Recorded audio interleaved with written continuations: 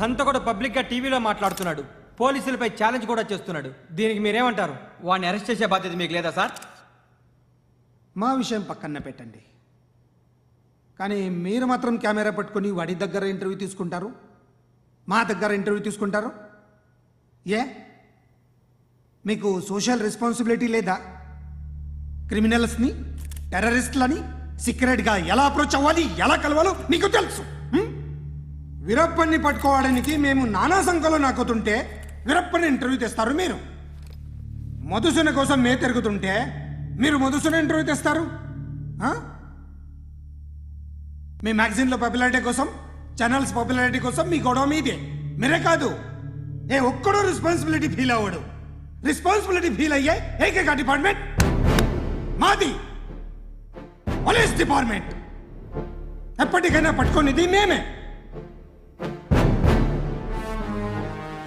మేము పట్టుకున్నప్పుడు చెప్తాం. బయలుదేరండి.